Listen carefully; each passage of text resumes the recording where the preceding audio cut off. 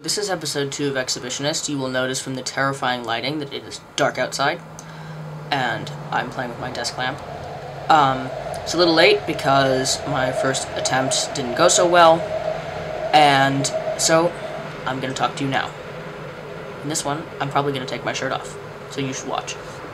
Today, I and my scary lighting are going to tell you about my tattoos, which are sort of parts of my physical transition that are not usually covered in standard transsexual, but they're very much tied to my transitioning and my transsexuality. Okay, first, backstory. Ever since I was little, I've thought people who had lots of tattoos were really cool. I kind of absorbed this by osmosis. I grew up in Berkeley, lots of tattooed people, you know. Both of my parents are slightly too straight-laced for that sort of thing, so it's always had a little bit of the flavor of, not exactly rebellion, but branching out away from my family. You know, we're kind of bourgeois, and, you know, I'm ashamed of that because I'm a teenager. So I have two tattoos, both of which are trans-related in very roundabout sort of ways. I got both of them shortly after I turned 18. One I got on Tuesday of this week. This is the first of my two tattoos, and it says Boss. I'm not sure if you can see it. It is intended to look a little bit like Frankenfurter's Boss tattoo from the Rocky Horror Picture Show. So, the reasoning behind that tattoo, and its sort of significance to my transition, is as follows. When I was 13, I saw the Rocky Horror Picture Show, and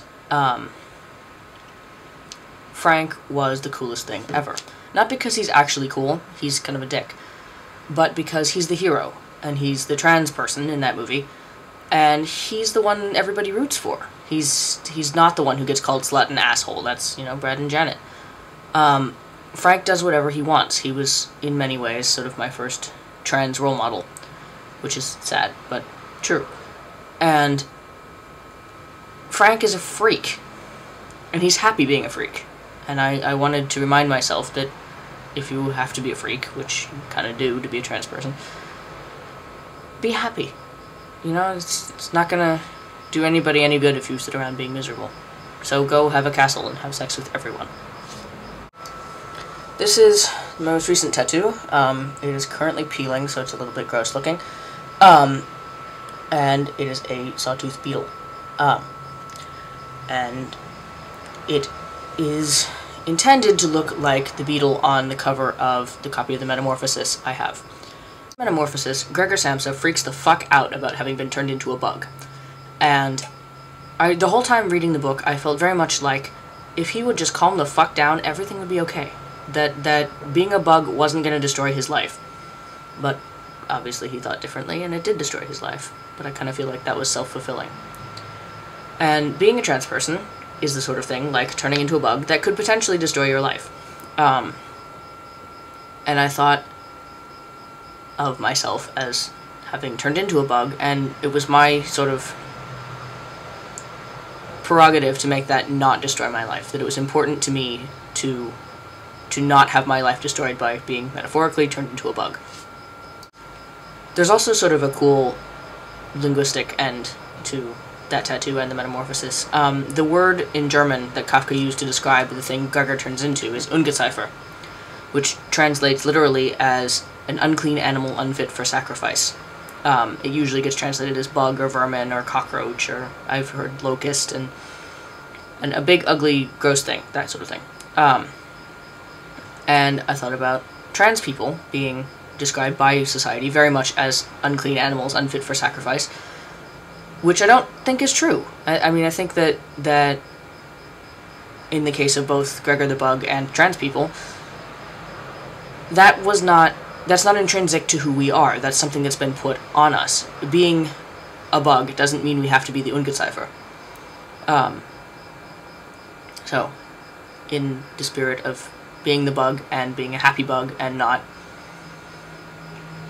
being unfit for sacrifice, that is why I have a bug tattooed on my shoulder. So, funny story. While I was getting tattooed on Tuesday, if you sit in the tattoo chair, people come and talk to you, because, you know, you're captive, and they're bored, and So I was talking to the nice lady who works behind the counter at the tattoo parlor, who was a sort of suburban mom-looking person. You know, she didn't look... She was the only person who didn't have 7 visible tattoos. She didn't have any visible tattoos, although she was wearing long sleeves, so I will give her the benefit of the doubt and assume she had a couple. And, hi, how are you? And we were chatting, and she asked me if I'd just graduated from high school, and I said yes, and then she asked me about the significance of the bug. So I told her basically what I've just told you. And I watched her face do this sort of, well, metamorphosis. From a little bit shocked and a little bit, like, weirded out to sympathy. And sympathy is not usually what one expects when one tells a woman who works in a tattoo parlor about one's transsexuality. You expect... I don't even know what to expect from that. But I have never before been looked at with pity like that. And she asked me if my family was supportive. And was glad to hear about how my family is supportive. And it was weird, and I think it was good. But it was mostly weird. I don't know if I want to be looked at with pity. I mean, I'd like pity way better than, like, hatred or violence, but it... Really? You feel bad? Don't make the poor, you poor sad child face at me. I'm doing fine. Yes, my family's supportive. I mean, I guess I should not look the gift horse in the mouth of her not becoming violent and psychotic, but really? I don't get to expect anything better than pity or violent psychosis? I don't think that's true.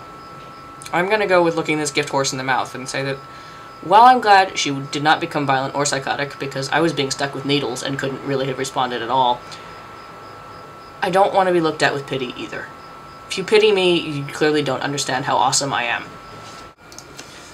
So I think that's all I got for today. There have been no other exciting body developments. Yeah. I've had way too much coffee. I'm gonna stop before I say something insane. Tune in next week.